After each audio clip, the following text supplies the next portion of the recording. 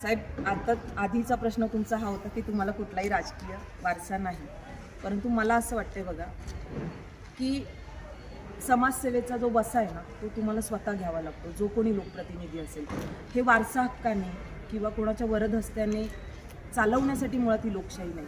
लोकशाही म्हणजे मुळात काय हो, लोकांनी लोकांसाठी करायचं ते राज्य आणि सर्वसामान्य लोकांना केंद्रबिंदू मानून मी काम करायचं ठरवलेलं आहे. आणि मला माझे आदर्श जर कोण आहे तर ते म्हणजे राजमाता जशा जिजाऊ आहे तशाच ज्ञानमाता सावित्री.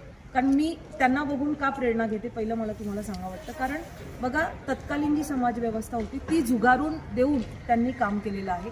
बरं, त्यांनी महिलांच्या म्हणजे प्रत्येक समाजातली महिला सुशिक्षित व्हावी, कोणताही विशिष्ट समाज नाही तर सर्व समाजातील महिला शिक्षित व्हावी म्हणून त्यांनी काम केलं.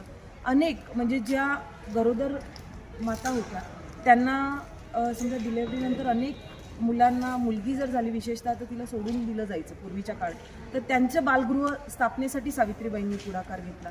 तत्कालीन जी समाजव्यवस्था होती, ज्या काही अनिष्ट चालीरीती किंवा ज्या काही गोष्टी होत्या त्याला विरोध करून समाजामध्ये समाजाला अभिप्रेत काम करण्याचं काम त्यांनी केलं.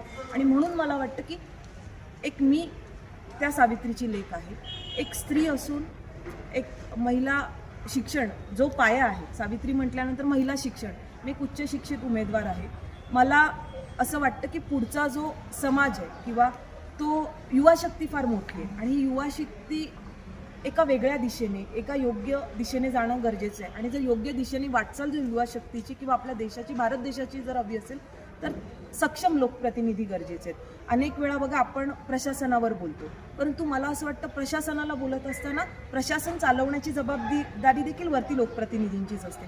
मग लोकप्रतिनिधींची जी धुरा आहे किंवा जी जबाबदारी आहे ती फार मोठी, कारण सर्वसामान्य आणि प्रशासन यांचा मधला दुवा म्हणजे लोकप्रतिनिधी असतात. मग वेगवेगळ्या योजना असतात किंवा वेगवेगळ्या अनेक गोष्टी त्या पोचवण्याचं जे काम असतं सर्वसामान्यांपर्यंत ते लोकप्रतिनिधींचं असतं.